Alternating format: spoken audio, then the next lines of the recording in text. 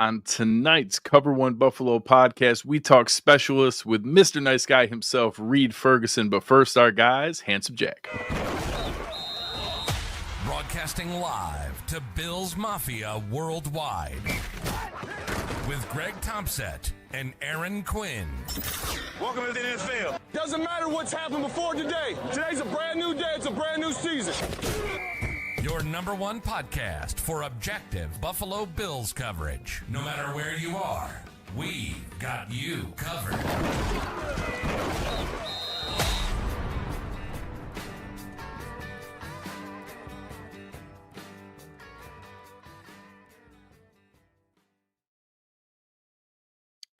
Good evening and welcome to the Cover One Buffalo podcast. You are joining your host, Greg Tompsett, along with my partner in crime, Aaron Quinn. Aaron, how we doing?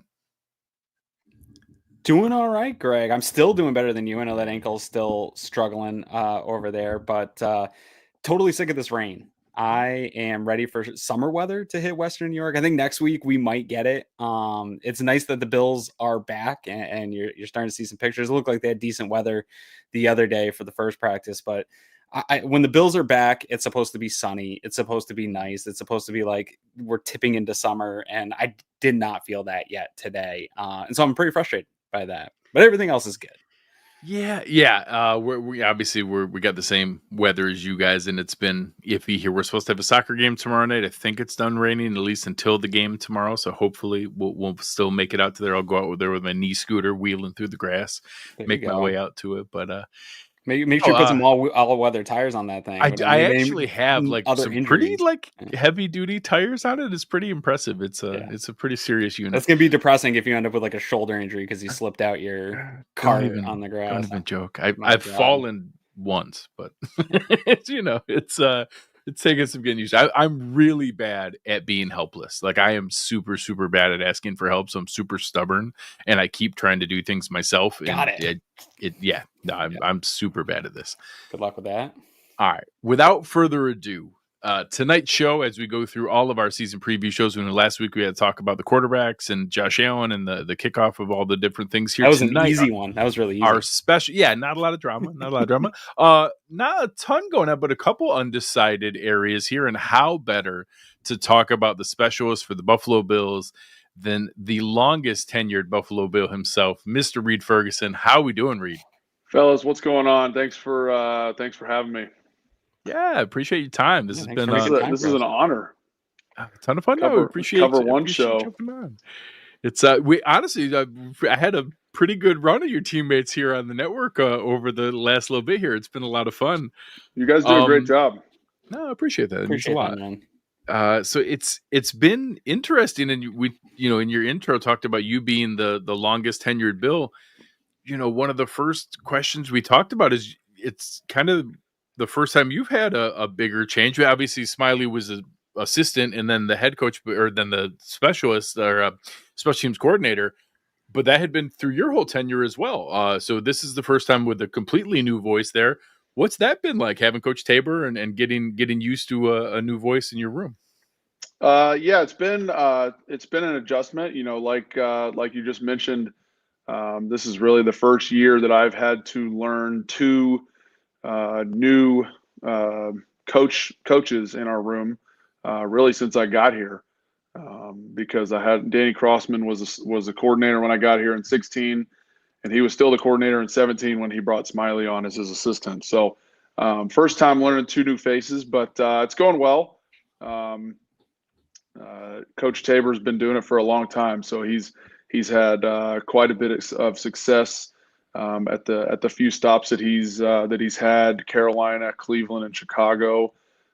Coached a lot of good specialists, a lot of very good returners as well. So I know the guys are fired up to learn from him, and kind of learn some different schemes maybe that we're used to, and just kind of build on some of the success that we had last year, kind of in all four phases of special teams.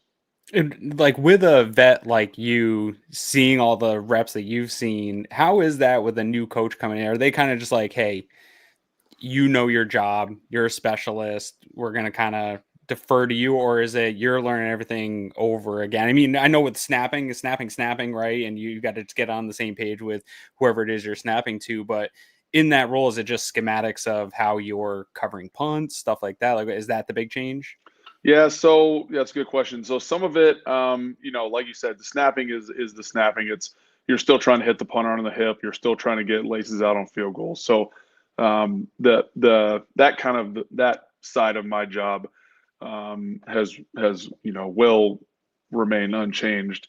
But the kind of like you said, the schematic side of things, blocking schemes, coverage schemes, and pertaining to me specifically in the punt team, but really the kickoff return with some of the changes we've seen, in the past week or two in relation to that phase of the game, but really the punt return side of the game. And just kind of learning, feeling out Tabor and his approach to the special teams phase of football. Each coordinator I've been with kind of approaches it from a different angle.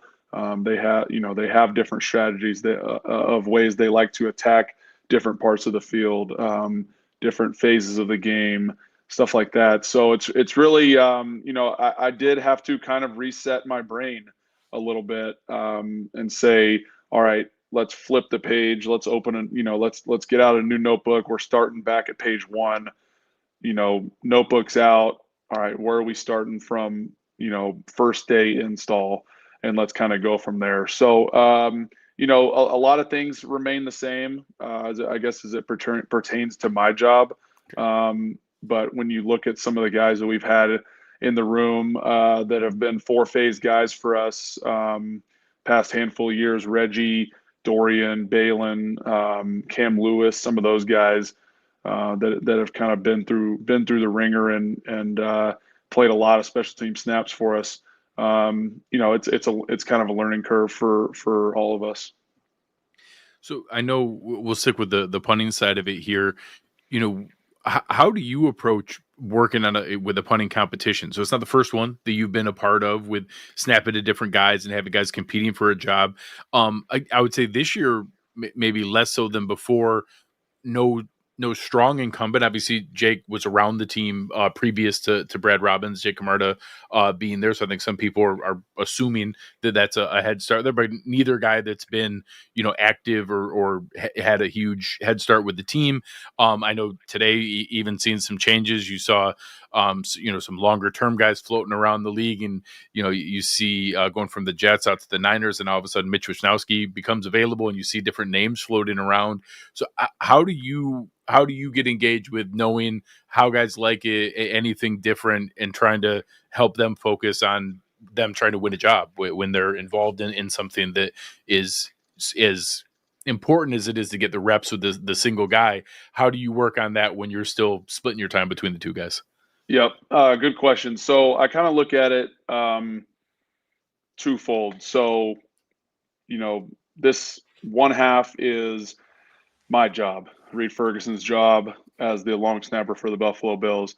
What do I have to do to make sure my job is secure? What do I have to do on a daily basis to handle my business and make sure that I am performing to the level that this team calls for? On the other half, that include delivering good snaps regardless of who's back there, punt snaps, making sure my blocking is good, coverage is good, field goals are on point with location and laces, all that kind of stuff. Make sure Reid's grass is trimmed, right? The other half is developing a relationship with Brad and Jake, and they're younger guys. They're both of them are a couple years in the league. Both of them kind of a similar background, drafted by the team that they were let go by last year. So they're both very talented, and it's been exciting for me the past month and a half, 5 or 6 weeks that we've been together to kind of learn those guys, learn how they operate, learn their daily routines.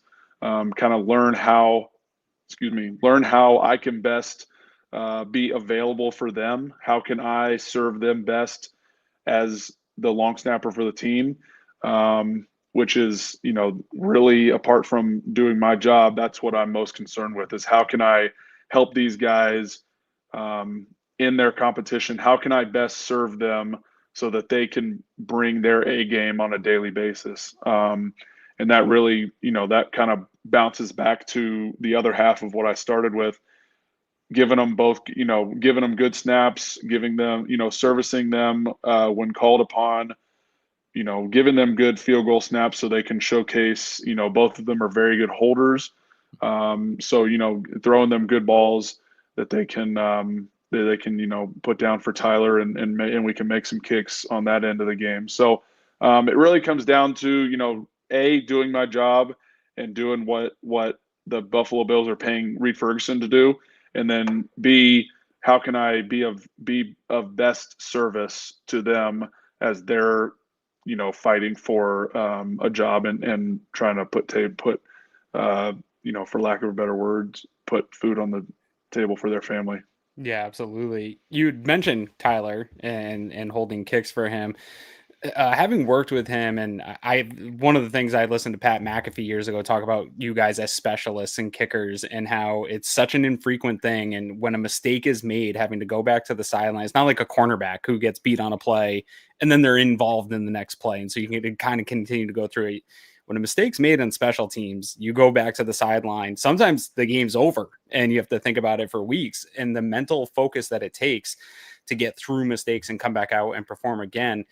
Seeing those mistakes or the kind of struggles that Tyler had earlier, and the media early in the season were kind of piling on him, being part of that specialist group, how did you see him go through that and work through those struggles and talk maybe a little bit about that mental focus for you guys, specifically as specialists, of having only a few plays. And if a mistake happens, it's, something everybody's talking about and you don't get a lot of chances to just get back out there. Yep. Great question. So I'll hit on, Tyler first and then kind of the mental side of it. So Tyler had a good camp last year. I think all things were, all signs were pointing up going into last season. It was a little tough, coming off of the previous year, right, with the Kansas City game. It kind of, we were trying to get that, get the hump off of our back early, and felt like we did that. Felt like we kind of put it on the back burner as the off season went on, and we kind of worked our way through training camp.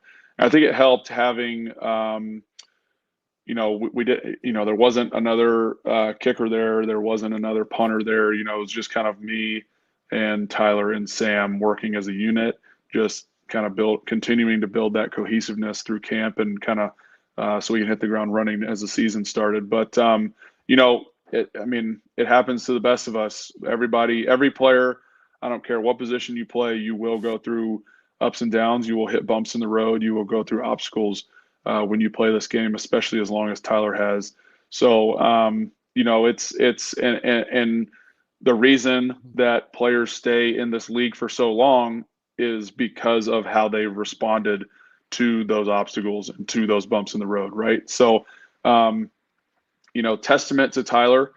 He did a fantastic job working through those first, I don't know when that Miami game was, like maybe like week 8, when he hit the game winner. Real quick, how did that sound? Yeah. That ball that came off, because that was a booming kick. Cannot even tell you.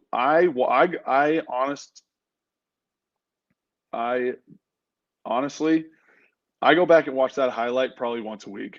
Yeah. It's a bomb. It's like one of my favorite things ever. And it would have been good from like another 10, 12 definitely. yards out. Oh, yeah. He absolutely put a foot in it. So, and I see it pops up on social media every now and then, but I go back and watch like that kick amongst, other highlights and stuff like all the time. Yeah. Just because it's that time of year, like you're getting excited for football season and stuff. It's like, oh man, like reminiscing on like the great moments from last season. But that kick, I feel like, is really what propelled him forward, to kind of finish the season. I think that was, it was really around, I think it was before the halfway mark, if I remember correctly, but it really propelled him forward to, finishing strong, having a great, finish to the season.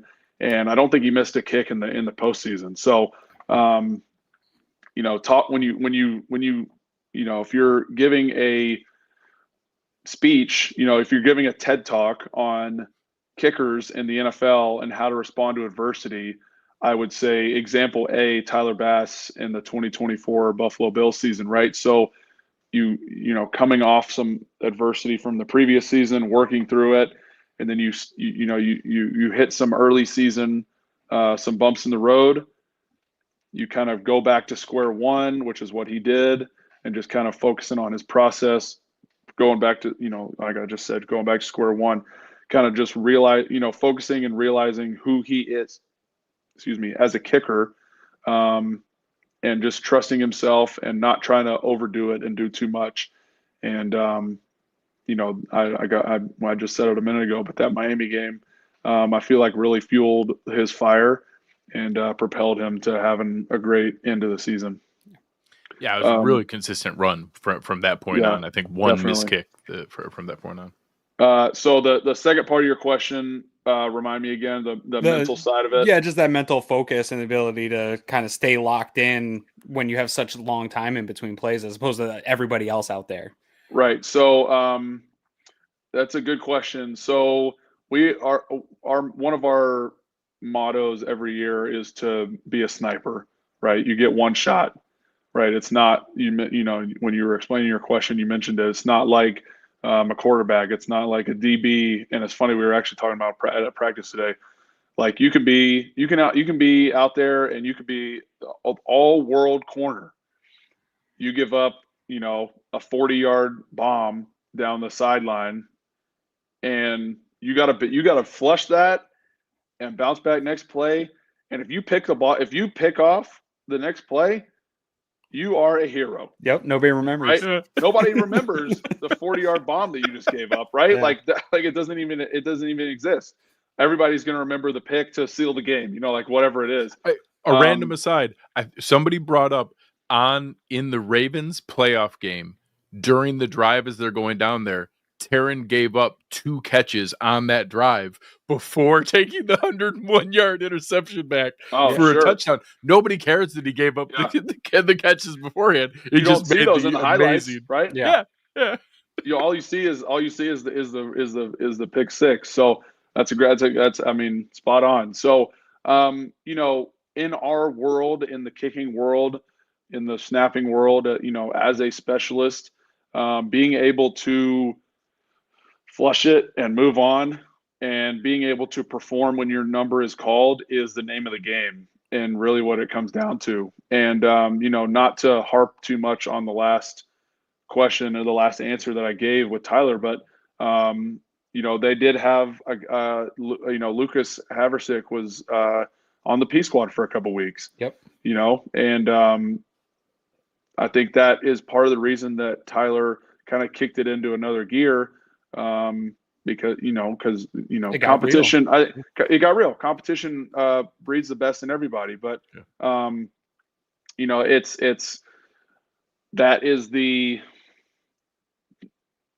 this is like so cliche, but like that is the business that we're in, and you have to understand that. I tell kids all the time when I'm training them or working with college kids, training snappers and stuff. I'm like, this business, like the specialist business in the NFL, you have to understand that it's a business because it doesn't always make sense. Ups, downs, obstacles, bumps in the road. You may think you're doing well, and somebody's going to humble you real quick, right? But like I said earlier, the way you respond to it is how you stick in the league. So,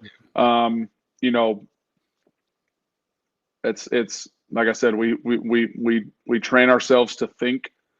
We are not snipers. Like those guys are on a completely different level, right? But like you have to train. You get one shot when you're not. Hey, field goal. We're down by 2. There's 3 seconds left. Like you got to make the kick, right?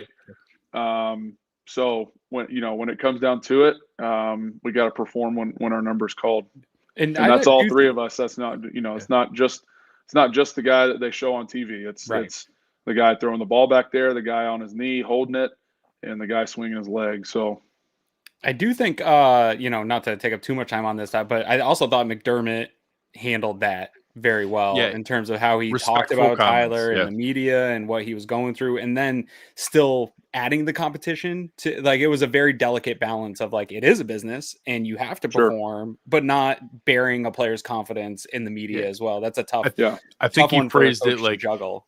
it was, we haven't lost any confidence in Tyler, but he understands this is a results-based business. Like, I think that framing is reality. Sure, definitely. So one quick question that came to mind: every once in a while, we always get the question when it gets to the roster manipulation, when it gets to the final cut downs and things like that, people always ask, like, well, why do we have to have that guy holding? Why don't they have backup quarterbacks hold anymore? Why don't we have these other things? And I assume, I don't know this answer. You can tell the real story here. I always assume it's kind of the new reality of, like, practice time allotment, and that, like, there's not realistic the amount of time and reps and time on task you guys need to do that. You guys spend a ton of time together with the three of you versus pulling a guy out who's also running the second team. Or people will bring up, oh, why can't that receiver? He's got good hands. Why can't they work on it? Because he has a job, a full-time job, that it takes everything he can to make the roster. Is it that simple, or are there other elements in play? Because this is not a Bills thing. That is league-wide. There has not been any. I don't think there's been a non-punter as a holder in almost a decade now. It's been quite a while since the last time anyone outside of there did it. Bill Belichick broke down the whole history of special teams and how it's a great clip. Somebody should go check that. So I don't know if there's been I think I can remember watching the game. Tony Romo was holding. I think I think it was a playoff game. The playoff I know game the one you're talking. I know this one. Seattle, maybe. So I think that kind of sparked the momentum to going to having the punter as the full-time holder. And you hit the nail on the head. It's really a time on task thing. The game is so specialized in all facets: offense, defense, special teams. The margin for error is so minuscule on punts, kickoff return, field goal, your op time. Like, the margin for error is almost zero when you're playing at this level week after week. So you have to have a guy that has enough time during the week dedicated to that craft of snapping or holding. Obviously, you're not going to hire another guy. You're not going to have a separate guy kick, but the snapping and the holding it's such a specialized position nowadays in the current NFL landscape that we play in, that you have to have the value of having a long snapper and a punter that holds outweighs the benefit of having a fourth tight end or a 10th lineman, right? Like, it's the value doesn't I don't know if opportunity cost is the right, but you kind of get what I'm getting at. The value loss for keeping a extra lineman or an extra whatever position doesn't outweigh the value of having a snapper and a punter that's a good holder. Dedicate those man hours to the craft and to the position. Yeah. So the one area that's really changed, you brought it up earlier. Last year we saw the introduction of the completely new kickoff rule and kickoff return rule.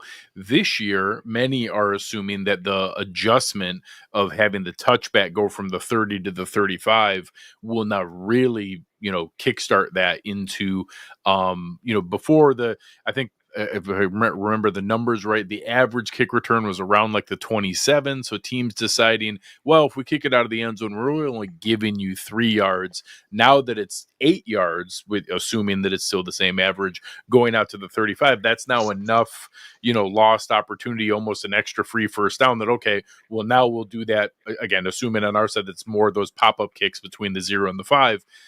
How is that kind of fun that there's something new to strategize about? Exciting. And how has that been engaging again, you talked about you and Reggie, and it had been Quentin before he had left, but a lot of the guys who were those 4-phase guys all the time in that room year after year. Is that kind of fun and exciting to kind of have something new to chew on where you don't know what everybody else is doing, and like it's one of those things that maybe somebody has a little bit of an advantage early in the season if you kind of crack that nut in a different way? Is that fun or is that stressful? I would say we're approaching it as a fun opportunity because it's something that, special teams is something we take pride in here. Coach McDermott's been very vocal about that. So having guys on the team that are here to excel at special teams is something we've been doing for a long time. So having guys like that on the team mixed with, and even going back to last year, going into last season, we didn't know how the kickoff was gonna work, right? We didn't know going back to the preseason. That was the first time you really saw it live, apart from maybe some joint practices. So. Nobody I remember watching in the preseason last year, waiting for the excitement, and no one would show anything. No, it was super vanilla. Right. And because, as much as everybody wants to think they got a trick up their sleeve, nobody wanted to show any. You obviously don't want to show a ton in the preseason. So, but I think it's going to be similar. Definitely, I think it would be naive to say, that you're not expecting more kicks to be taken out. You're going to probably see a lot less balls in the air that land in the end zone, just because teams are going to try to take advantage of that extra 5 yards that you get from the 30 to the 35. So it's going to be quite interesting. You on a windy day in Buffalo, you get a ball that hangs up there a little bit too long, and you take a knee in the end. You catch it, take a knee in the end zone. You get the ball to 35, and you give Josh Allen basically 1 first down, and he's also almost at midfield. I like our chances. So, but on the flip side of that, you start at the 35, you're fourth and a couple from the the 40, 42, 43. If you're up by a couple touchdowns or whatever it is, you don't want to go for it. You're in prime position to kind of pin the other team pretty far back with a good punt. So, which then kind of helps, in turn helps the defense. Coach always talks about complementary football. So, there's definitely a lot of different ways to attack it based on kind of what phase of the game you're in. But I think it's going to be interesting. I think you're definitely going to see a lot more returns. That's what the league is trying to. That's what they're trying to do by moving it up 5 yards. So yeah, it'll be exciting. Yeah. So you had talked about that, like continuity and the importance of specialists working together. And I got the most important question for you of the evening here. When are you going to put our good friend of the show, Nate Geary, in his place and show him that? Because honestly, Reid, I say this all the time. I get people on Twitter, or X, or whatever you want to call it, being like, I could do whatever. I could throw that ball. I could run through that hole. And I always say I couldn't even take a snap in the NFL without it breaking part of my wrist or whatever. Like, you guys are different athletes. And so for Nate to have the hubris to think that he could catch a snap from you, especially after telling you he could, because I know you'll put some extra on it for him. I want to see it live, and I want you to humble him. And I've been waiting a couple of years now for this to happen. Okay. When are we going to make this happen? I will once again try to make it happen this year. He ducked me. He knows. Let He that be knows. known. He ducked me last year. I think it was last year, maybe the year before. I knew he was out there somewhere, but I couldn't find him. So we can definitely set it up and make it happen. Producer Chris, we you can got to raise cut this raise clip. charity He for knows it. how to get in touch with me. Oh yeah, He knows no, how we to can get raise in some touch money with for me. charity. We can make it a good event. So, Yeah, I mean, let's part of cut the this money might go clip. have to go to like his hospital bill for his broken finger, but Sure. we'll split we'll split the proceeds with the right charity. Yeah. We got to cut this, make it go viral, put some pressure on him. Love it. Yeah, he's been, I know. Well, it's been a while since he's tripped about it, but I do remember when it got started. So Yeah. I don't know. He does. I will give him a little bit of props. He does at least have a little bit of a football background from He what I does. understand. He's a From what good I athlete. understand. So Oh yeah, I think he actually did hold in college. I think that he did hold snaps in college. So like at least even a level above high school. I think that there's at least some there was a emphasis video. behind it. There was a video. I don't know if I think it was Nate, maybe last year or 2 years ago. He was like downtown Buffalo. You might have to ask him about it. I know he was exactly. like holding a ball on the sidewalk of like a busy street. Yeah. I don't know. We'll have to see. I'm looking forward. I'm looking forward to the see. humbling. I'm not gonna hold my breath on him actually showing up, but we'll see. All right. I like it. Our final note here is just a huge congratulations. Sadly, you've taken away, Bean's cheat code. You used to be like his freebie roster spot to go hang out and grill in the one day free agent extravaganza where you would wait. But congratulations, a fantastic 4-year contract with some nice guaranteed money. Appreciate that. Again, not that there was any real risk in what you were doing to help the team previously, which we appreciate. But yes, it was very, very kind and gracious of you to be willing to do that. But still, has to feel nice to have that. And again, seeing that, like you said, the turnover that happens in the league, oftentimes without a ton of explanation, you have just a new coordinator come in. And that was real this year as well. You never know. Tabor could have had somebody he wanted to bring without a ton of explanation to you. So having that security with a new coordinator coming in has to feel nice and certainly is very well deserved. Absolutely. Yeah, appreciate that, guys. Thank you. It means a lot. Appreciate that. So anything else you got going on? How what do you guys have for camp? You got any trips planned for the little window you get between OTAs and camp? Yeah, we're gonna try to get away. I got our me and my wife's 5-year anniversary coming up after camp. Thank you. So I think we're gonna try to hit that concert at the stadium. George Strait, Chris Stapleton, maybe. There you go. Nice. Chris Stapleton is my personal favorite. So I try to at least swing by and see if I can shake his hand once. But yeah. Not a ton planned. We're busy with the girls, 4 and 2. So we're in the thick of it. Live it up, man. It's awesome. Yeah, we're enjoying it. They keep us busy. They're a lot of fun. So being a dad's great. Yeah. And are you working them on the grill yet, or? Not yet. They do. Right. My wife is not huge on red meat like steaks and stuff, but the girls do like it. Yep. So. I always get one. I always get 2. They usually can split a steak. Yep. If I get a ribeye or something like that, they'll usually split it and eat it. So I think I saw a picture with Greg Vorst the other night where he was working on his grill and his kids had the little Fisher Price one going right next to him. It was pretty cute. I love it. Pretty cute. Comes with I think it comes with like a little hamburger patty. Yeah. They know what they're doing. What they're doing. All right, we appreciate it very much, man. Thank you guys for having me on. Yeah, appreciate a ton of fun, great conversation. Wish you all the best and a healthy and successful season. Thank you. You guys keep up the good work. Appreciate it, man. It means a lot, man. Appreciate it. All right, we'll talk soon. See ya.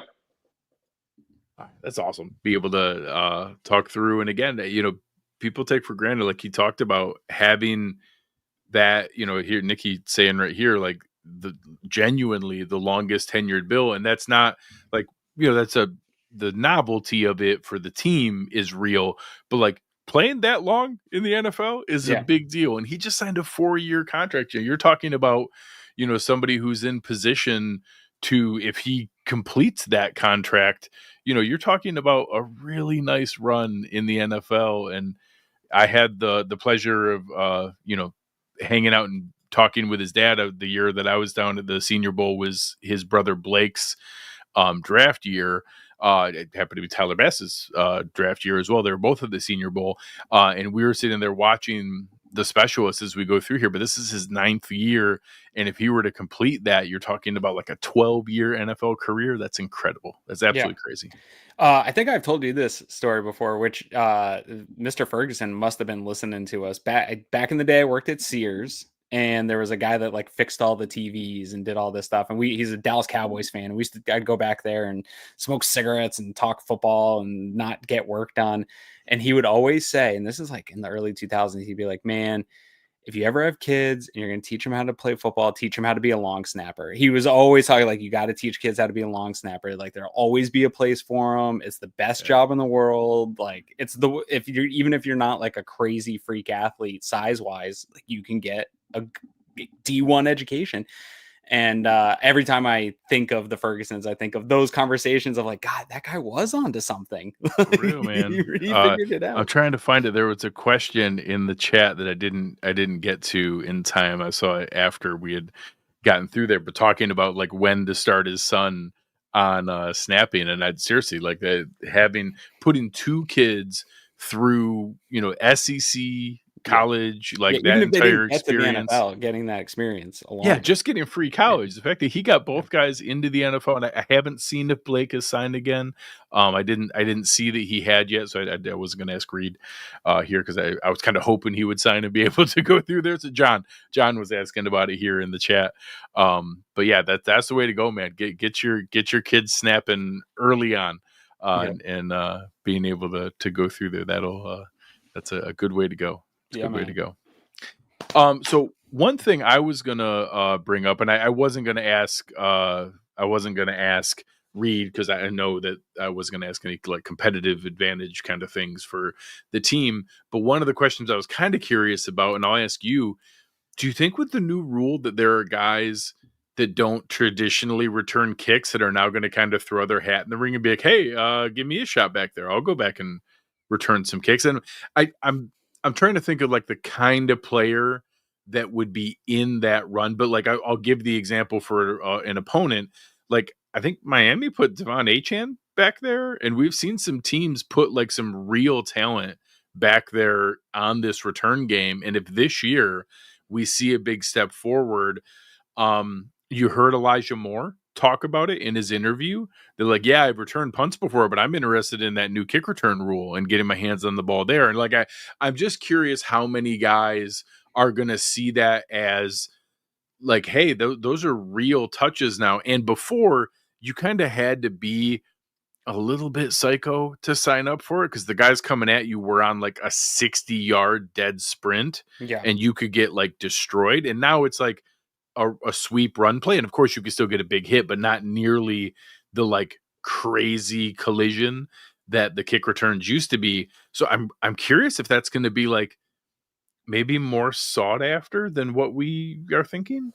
It could be. I think some teams will try to take approaches like that. Like if you have a Devon Achane, like that level of speed, it's hard to not want to toy with it out there. One of the problems is going to be, I think, one, the NFL is a little less risk adverse than we would like them to be. And even in like all the talk last year about we were going to get so much more action out of that, and that they had to even tweak the rules further to kind of they had to prompt people because it was not enough. It wasn't enough incentive, correct, to do it last year. They just gave up the extra 3 yards. Yeah, and so it turned. I think we saw like an 8 or 10% return, not like increase, not the 40-50% increase they were looking for. Yes, and I thought we all thought it would be more. There would be a lot more creativity out of those returns than what we saw, and I think we even had similar conversations last year of like, oh well, like maybe you do something different and with more running backs because it's more of a play. And I do think this year will lead more in that direction. But one of the problems I think is going to happen is the guys that are already returners are super good athletes and really good in space. And to kind of Reid's point about being specialists, I think that they practice at that, and like that this is their grasp on having a role on an active roster. And we talk about these guys all the time that are like, not really a wide receiver, but are good, a Codrington type of player. Like he's not. Codrington and Chenault are the guys who are like, they know if they make the roster, that's because how. So they're going to be singularly focused on correct. that. Whereas Yeah. Elijah Moore knows him making the roster is vastly because of his receiver ability. Maybe that's a tiebreaker for him, or a way that now I will say a good conversation we've had. Shout out to Mark in the Discord channel. The debate of like, well, wide receiver 5 is normally only active if they contribute on special teams. Maybe that's the tiebreaker for him, is if he, instead of Ty Johnson or Ray Davis, could he make himself a piece of that where he could contribute in that way? I think it's most likely that it's Codrington and one of the backup running backs. I think that's the most likely outcome. Sure. But I don't think it's shocking that a guy like Moore, whether it's Moore or Chenault or Terrell Shavers or whoever wide receiver 5 ends up being, it's not crazy that one of them could be a bit more slippery, a bit more explosive than a Ray Davis or a Ty Johnson. So it wouldn't shock me if they gave that a run, if the guy made it worthwhile. Yeah, and I think that if you're a coach, you have to work through some of that this summer anyway, just in contingency plans, right? Like the game day active roster throughout the year. Say something happens to a Ty Johnson and you need an Elijah Moore. You don't want to bring a practice squad call up to fill that role, and you just want to roll with the game day active you have. And you don't want to find out in the moment. You don't want to find out in the moment. So I think that now you're going to probably see, I won't be shocked if throughout this summer we see, hey, Elijah Moore is back there at kick returns. I don't know that it'll mean there's a significant role they're carving out for him or anything special, but I think you're going to see some different names and trying different things back there to, one, put in contingencies, and two, to your point, maybe see if it would make sense from a return on investment standpoint, and being able to manage. The Bills are going to have some tough decisions. We haven't even really started to get into these conversations about what the final roster is going to look like, but there's a couple of these players that are going to be on bubbles that if you don't do a little bit more, it might be tough to find a spot for you. And with special teams being probably bigger priority for a lot of teams this year, that's going to be a really interesting conversation. So I think the question's cool. I think it's an interesting one that we'll have to kind of see how it plays out in the summer, but like most of this stuff, I think the NFL tends to be more boring than I'd like. And I think it'll be exactly what you said, what we expect, where it's Codrington and Ty Johnson, and maybe it bumps up quite a bit in returns, but it's not as crazy and explosive of a play as I want it to be. Yeah. I definitely, I want the fun, because I think the fact that I think it was kind of a reverse domino effect or reverse flywheel effect. The fact that we didn't see the significant increase, we also didn't see the fun trick plays from it, and not even trick plays, but like, I think we're going to start seeing like traps and kick out blocks with other guys coming from other parts of the formation. And I think if we did see the big leap forward, the 40-50% increase to where this was the majority of the time it was a return, and it became like a much bigger piece of it just by frequency, I think we would start to see more of the fun stuff and the wrinkles added in here and the different elements, contributing to it. I think it would be more fun to be able to see this. So I want to see that, just to add in that other piece and to be able to do it. And I will say Andy's not wrong in that, Sal brought it up last week. I think you and I talk about it in a manner, and I'm equally as guilty of it, of kind of assuming that Codrington has that role locked up. And I think we have to be open to the fact of like, hey, if a guy like Chenault shows out in a way that is like, hey, we think this is a really big piece of it, does that drive a decision like, oh, maybe Khalil Shakir or Elijah Moore or someone like that could be the punt returner, and our primary return guy is Chenault, and that we only keep one like return only? Because Andy's correct. I don't think Codrington brings a lot to the table beyond returning. Now, he could do both. He can do punt and kick return. We haven't seen Laviska Chenault do punt returns. And I know that there's a lot of volatility in punt returns, but I'm curious if there's new elements that come into play because of this new rule, and does it tilt previous to this, punt return has been significantly more valuable than kick return just on frequency. Could this shift that back the other way? Could it become more equal in weight? And could that, change the equation in where things are at? So I brought up this comment by Andy. I think it's a good comment, but I want to counter it with, we just heard Reid talk about how much Sean McDermott puts weight into special teams. And if you go back and watch last year, how many, like, Codrington didn't get the big touchdown breakaways, but how many times did he start the team at the 50? How many times did he start the team in positive field position, give them a spark that they needed? And I haven't felt that way since Andre Roberts was back there returning kicks for the Bills, that this was exciting. And not only exciting, we didn't see the Isaiah McKenzie had some exciting plays, but for every exciting play Isaiah McKenzie had, he had like, oh my God, why did you touch that? What are you doing? And Codrington, we've been chasing it since Andre Roberts. We have been, and Codrington had some of those where it's like, why is he going to catch it? But then he would make something with it. Like there was always a positive benefit to what he's doing. So I think that internally, it'll be hard for the Bills to not have Codrington. To your point, if it's Shenault, he's going to have to really have a summer that blows him away, because I think Codrington's put enough on film and trusted. What Tabor's new, so maybe he'll have a different opinion on it. But from the outside looking in, I thought he did enough to say that this guy's a spark plug that can give you game-changing field position. Yeah, and I do think it's important for us to note that Chris Tabor is a new voice in that room, and that he may have different priorities of like which traits matter to him or what things he wants to see. So, Kay Amori here at the board, but we might see more pitchy woo woo. I love a good pitchy woo woo.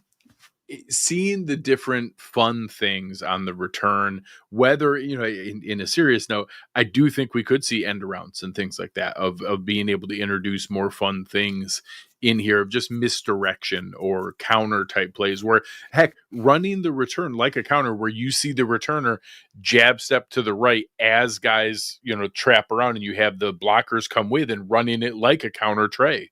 I think there's some things like that we can see with some cool elements to it. So being able to have that efficiency in the roster is going to be a fun way to do it. And I think it's important to note, this is the exact same discussion happening across the league.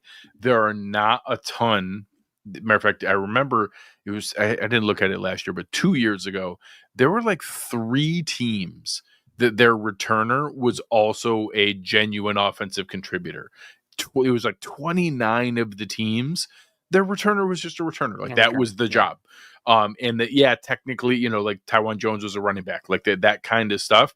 That is prevalent everywhere across the league, like that. Now it's nice when it's a Reggie Gilliam and that he can be a fullback and an extra tight end and play the most special teams snaps on the roster. Like that's nice when you can be a Swiss Army knife like that and have those different traits. But it's just, for the most part, that's not the case. There's way more Tyler Medikeviches who are a linebacker by name, but you don't want to play linebacker. Yeah. So I want that too. I want that kind of versatility and that kind of dual utilization to be efficient with roster spots and to keep an extra defensive tackle or to keep an extra offensive tackle or whatever it might be. But having that kind of opportunity there could be really, really interesting. Yep. And I will say, John here saying, I'm not positive Elijah Moore makes team. When have you seen Wes Ever break out in year 5? I agree completely that I don't think he's a lock for the roster, but John Brown was very similar to that. Like it was his 3rd team and the first time he played with a good quarterback. And there's been several other scenarios where players have been in very, very poor situations. I don't know if anyone's been in as poor of situations as Elijah Moore has been in from the quarterbacks that he's caught balls from in Cleveland and New York in his first season. So there's a reason he was a top 35 pick, and he has had efficiency stats that show he is that good. Like he is still a good player and hasn't had those opportunities. So I think if you're going to tell yourself a story that there's something there beyond just a Chase Claypool, Andy Isabella, which maybe he is, there's absolutely a chance that he just was never deserving of that draft slot and isn't going to pan out to be anything. if you're going to tell yourself a story where he does turn out to be a contributor, I don't know, breakout, special starter, I don't know anything beyond there, but like making a roster and contributing, the path is that he's had horrifically bad quarterback play to this point, and a lot of the different stats that show you know separation and his ability to get open and then uncatchable passes show you that there was a lot more not on him than in most other receivers. Like some of those ratios were crazy. I think he's going to make the team. I do agree with something you said though. Like, it's a conversation I think we'll have to have as the summer goes on here is like, what does breakout mean? And I don't want to set unrealistic expectations. Like I've heard people be like, oh, you know, he could break out and be 1,000-yard receiver. Like, I don't even know that any of these guys are going to be 1,000-yard. I think we're still going to see an everybody eats mentality. There's a lot of good talent on this team. There's one ball to go around, but I think he could be a guy that Shakur can hit 1,000 yards. I guess Keon technically could because he has so many long balls and stuff like that. But yeah, I don't think that they're going to have three guys that are hitting that type of production, but I do think that he could be a really good contributing member that Brady can utilize those skill sets as a tool, especially when you have a guy like Curtis Samuel, who's not going anywhere because of that contract, who hasn't been able to stay on the field. I think having that extra guy like that and that insurance of a type of guy that can play inside out is definitely going to be intriguing to this team to want to roster him for this wide receiver room. So I think a lot of people are probably on both extreme sides of this Elijah Moore thing right now, from what I'm seeing on social media, where some people, to your point, think he's a Claypool and just getting talked about here with shorts on, and some people think he's going to just totally bust out and have a Pro Bowl type season. I'm kind of in the middle. Like, I think he's close, not a roster lock, but obviously because the roster's going to have some, but I think he's way more likely to be on this active roster than not. Well, Sal and Matt Bove were talking about, they were shocked like how quickly and how much he was with the first team. Yeah. And like saying like, oh, he seems like he has a already strategized role with the team. And they were shocked. Most new guys that come in like Claypool and Isabella are running with the third team and like have to work their way up the roster. And he immediately had the benefit of the doubt of he was catching balls from Josh on the first rep right off the bat. And I will say last year, so him playing with four different quarterbacks in Cleveland and the disastrous, catchable ball percentage that he had, he still put up numbers that would have been our second highest receiver. Yeah. So obviously there's something there. And now he has a chance to do it with Josh. So we'll find out. We'll find out what it is. I think it's most likely that he's wide receiver 5. Maybe he pushes Curtis Samuel for wide receiver 4. I think that's the best case scenario, is they're like, oh man, I didn't expect 450 yards from Elijah Moore. I think that's what I would expect. I don't expect there. So like 40 receptions of 500 plus yards, that would be exceeding my expectations. I think that's more than most wide receiver 4 or 5s have, but we've seen some of the seasons there where when we had that stretch with in 2020 where it was Diggs and Beasley and Emmanuel Sanders and Gabe Davis, that was probably the best high-end production we've had from a wide receiver 4. If we were to see that again, I think that would be a very pleasant surprise of that kind of production. All right. Anything else you could think of for the people? No, sir. This was fun. Glad we had Reid on. That was a fun conversation. Cool. I hope that this does spur Nate Geary to try to catch one of Reid's. We got to put. I think if we can tie like a charity element to it, we can like guilt him into needing to do it. He does so much golf for charities. It's crazy. Yeah, he's doing his 100 holes thing. He's got 100 holes thing. Yeah, he'll do a bunch more here throughout the summer. But both good guys, fun. So I'd love to see that happen. But no, I'm getting excited, man. The Bills are back. They're back in town. I'm not a big fan of OTAs in terms of like trying to extrapolate much from them, but it is another step closer to what we all want, which is real Buffalo Bills football. Like it's checking a box. Yeah. The Bills are back in town. They're in shorts. We get to look at them. And that's an exciting time. Yeah, I can't wait. It's going to be really, really fun. Big thanks again to Reid Ferguson for joining us tonight. That was a lot of fun. Big thanks to our fantastic sponsor, William Mattar Law Offices. You know the slogan, hurt in a car, call William Mattar, 844-444-4444. Fantastic people, great to work with, and your go-to person anytime you're hurt in a car accident. That's right. On behalf of fantastic producer Chris Kepner and my partner in crime, Aaron Quinn, I'm Greg Tompsett. You've been listening to Cover One Buffalo, and we are out.